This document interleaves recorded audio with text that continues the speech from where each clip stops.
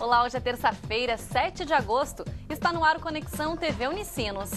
No programa de hoje, saiba mais sobre as dificuldades e os benefícios de se trabalhar em família. No estúdio, vamos falar sobre o desafio de fazer o negócio dar certo entre familiares. Participe pelas nossas redes sociais, e-mail e site. Confira também as novidades da Unicinos para esse início de semestre letivo. E tem ainda a previsão do tempo para esta quarta-feira em todo o estado. O Conexão TV Unicinos está no ar.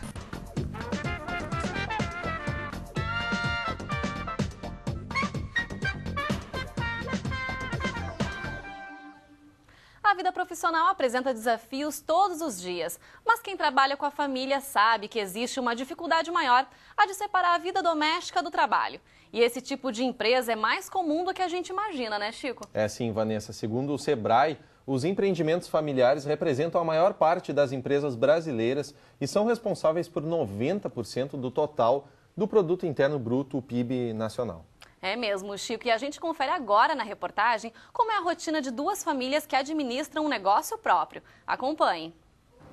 Zilmar e Fabiane têm mais que uma relação de trabalho. Donos e administradores de uma metalúrgica, lado a lado, pai e filha enfrentam todos os dias o desafio de manter os papéis que representam separados.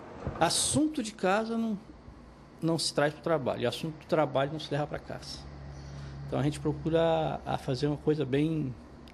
que é para não misturar muito. Mas para que eles chegassem ao ponto de conseguir trabalhar em harmonia, foi preciso um período de preparação. Antes de começar oficialmente na empresa, Fabiane se formou em administração e trabalhou em outras instituições para adquirir experiência. Isso fez com que o pai e dono da metalúrgica respeitasse as ideias e opiniões dela sobre o negócio. As pessoas fazem uma ideia assim, né? Tu é filha do chefe, aí quase não trabalha, tu vive na rua, tu faz um monte de coisa, né? Tem, claro, às vezes a gente tem regalias, óbvio, né? Não posso dizer que não, mas é extremamente tranquilo. Ele é uma pessoa, assim, que me dá a gente para conversar sobre a empresa, sobre os negócios da empresa. Então, tem como ter essa liberdade de poder expor as minhas ideias, escutar também o que ele tem para me dizer, porque afinal, 23 anos é ele que tem, né, nisso. Eu comecei há pouco tempo, né? Então, é uma troca muito bacana, assim, de conhecimento e é muito legal, eu gosto bastante. Mas nem sempre é assim. Muitas empresas administradas por famílias acabam fechando as portas por divergências. Conforme estatísticas, a cada 100 empresas familiares fundadas no mundo, apenas 30 sobrevivem à segunda geração e 15 à terceira. A maior dificuldade é conciliar a vida doméstica com o trabalho. Os assuntos da casa e do trabalho dos Fritzen, por exemplo, se misturam todos os dias. Marli e Vilmar, que têm 2 filhos, comandam juntos uma fábrica de móveis sob medida. E os problemas por aqui acabam se transformando em uma coisa só. O dia inteiro junto. Chega em casa, tá junto. Chega final de semana, tá junto. É muito tempo junto, nós não temos convivência familiar praticamente, né? Quase não temos, né?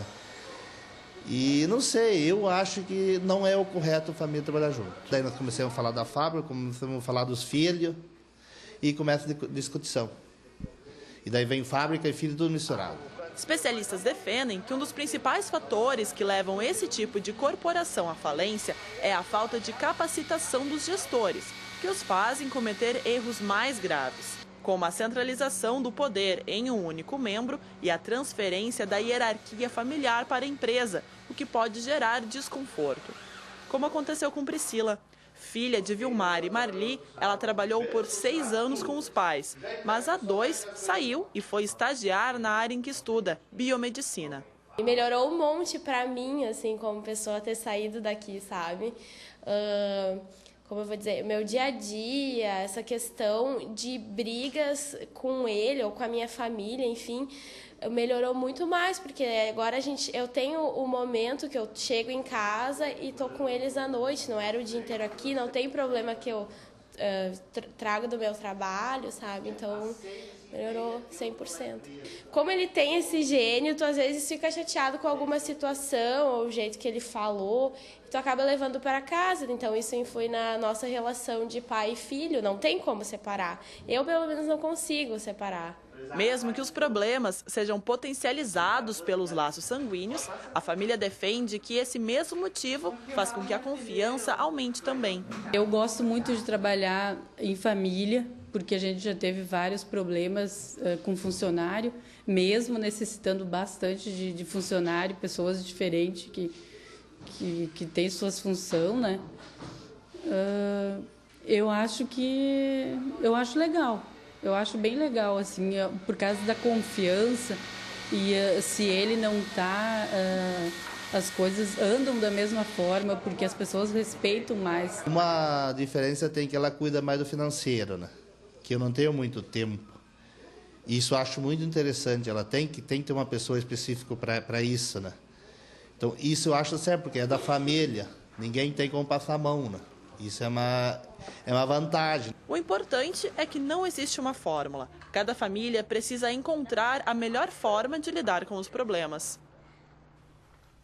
E como a gente viu na reportagem, o fracasso das empresas está muitas vezes relacionado a divergências e conflitos de ideias. Mas pode estar ligado também à falta de herdeiros ou à má sucessão dos negócios, né, Chico? Vanessa, por isso, segundo especialistas, essa transferência de poder deve iniciar o quanto antes, com acompanhamento dos negócios pelos filhos desde cedo, com o objetivo de testar se o perfil se encaixa na administração da empresa. É verdade, Chico. E é para falar mais sobre os desafios de fazer um negócio em família dar certo que nós recebemos Marco Aurélio Copete, que é gerente regional do Sebrae Sinos Caí Paranhana, também com a gente Clarisa Socal Servo, coordenadora do curso de processos gerenciais da Unicinos, e Milena da Silva Pedroso, formanda em gestão de inovação e liderança aqui pela universidade. Olá, sejam bem-vindos. Marco, para a gente começar essa conversa, quando é que a gente pode apostar realmente que um negócio em família vai dar certo? Não existe uma fórmula, né? Na verdade, hoje, os arranjos de desenvolvimento hoje familiares representam a grande maioria das pequenas empresas hoje, não só no Rio Grande do Sul, mas também no Brasil. Foi a configuração providencial que ocorreu lá, né, no desenvolvimento do capitalismo no Brasil, em que as famílias se organizavam para desenvolver seus negócios. Então, isso está na gênese do desenvolvimento da configuração cultural, né, do empreendedor no Brasil. Por isso que a gente vê esses dados bem altos, né, de empresas familiares no país. A grande maioria das pequenas empresas, elas são familiares. E o problema é o deslocamento, né, de um modelo de gestão que necessariamente deveria ser de processo, de organização, de metodologia, para uma plataforma de vínculos afetivos, emocionais, que são descolados da realidade hoje, de uma competitividade necessária para a sobrevivência dos negócios. Acaba tudo se misturando, né, professora? Quais as vantagens e desvantagens que a senhora vê nesse tipo de negócio?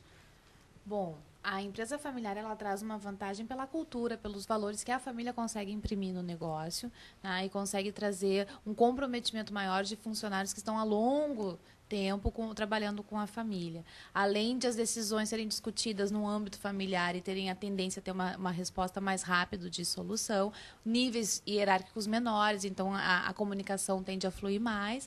Mas, por outro lado, a desvantagem que se tem é que os conflitos entram para dentro da família. E é inevitável. A gente estava brincando aqui que só a família, a empresa familiar só muda o segmento, porque as questões, os conflitos, as discussões são os mesmos, né? E uma dessas desvantagens é a família não conseguir separar a questão do conflito com a gestão do negócio. E aí entra o negócio a sucumbir a partir das discussões que a empresa familiar pode ter, que os membros podem ter. Daqui a pouco eu vou querer saber quais as dicas de vocês para superar esse fator. Antes eu quero saber da Milena, que fez o trabalho de conclusão baseado em empresas familiares, né, Milena? Conta pra gente que tipo de resultado você alcançou nesse trabalho. Foi um resultado maravilhoso, porque eu trabalho numa empresa familiar e eu procurei, antes de fato entrar e trabalhar nesse negócio familiar, procurar entender o que são empresas familiares, quais são os conceitos desse tema, para poder auxiliar da melhor forma possível e contribuir da melhor forma possível para a empresa da minha família.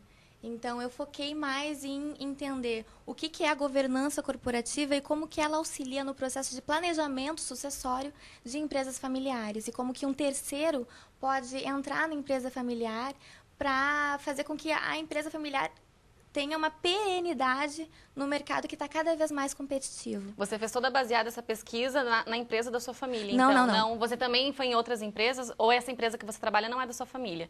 Só para entender melhor. Não, é uma empresa da minha família. Da sua família. Mas o meu trabalho de conclusão de curso, eu conversei com especialistas do tema. Então, eu não fiz nenhum estudo de caso em nenhuma empresa. Não foi até fazer uma pesquisa de campo, então? Isso, uma pesquisa de campo. E você notou mesmo, até dentro desses itens que nós abordamos aqui já nessa entrevista, as vantagens e desvantagens realmente desse tipo de negócio? O que esses especialistas falaram para ti nesse trabalho?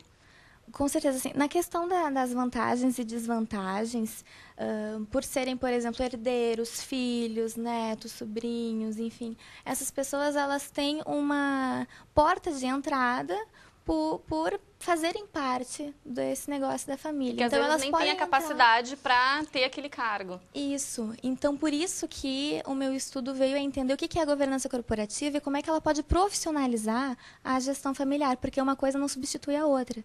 Então, analisar o perfil das pessoas da família e se ele está coerente com o cargo que essas pessoas podem vir a assumir. E assim garantir o que eu comentei antes da perenidade do negócio no mercado. Porque a empresa, apesar de ser familiar, o que não é uma coisa negativa, muito pelo contrário, ela deve ter esse cuidado das pessoas que estarem ali terem o perfil e as competências adequadas para o cargo que elas estão assumindo. As chances de darem certo aí são muito maiores, Com né? certeza. Tem uma pergunta. Eu queria saber da Clarissa, comentando agora sobre a característica da centralização da gestão que a gente viu até na reportagem.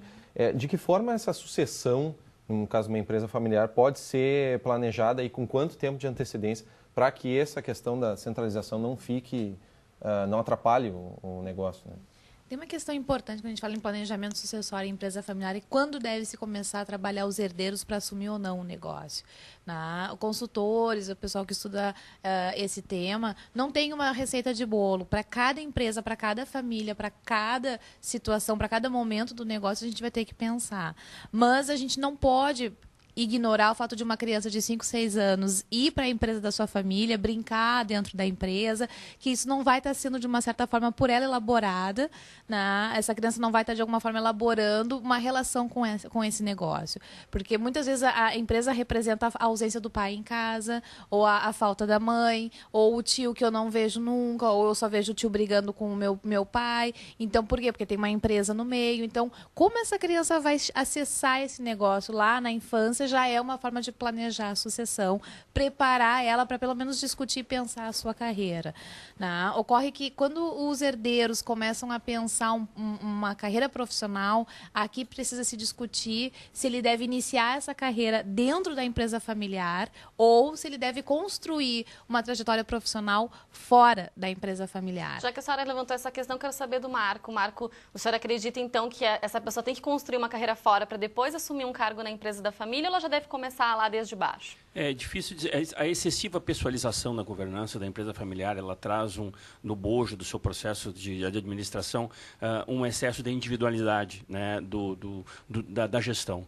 E dificilmente um profissional que inicia dentro de uma empresa familiar, ele vai ter acesso, ou tem acesso desequilibrado, ou ele tem um acesso restrito às informações para fazer uma gestão qualificada. Eu acho que a gente tem que falar sobre gestão de competências, né? Eu acho que se é muito difícil, mas se alguém está à frente da gestão da empresa, ela deve pensar na terceirização do seu processo de decisão de forma extremamente profissional. E se um herdeiro, se um profissional da família tem essas competências necessárias para poder fazer esse tipo de gestão, ela é muito bem-vinda, porque transfere as informações e mantém a empresa dentro do âmbito familiar.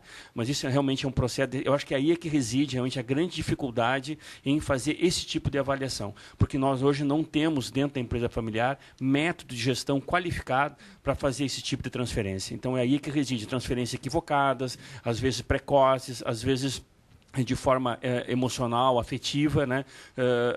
Abrindo mão de uma visão mais profissional, mais competitiva, mais vocacionada para o mercado onde aquela empresa está inserida, fazendo com que, evidentemente, crie-se grandes gargalos aí de decisão e até de maturidade dentro do negócio.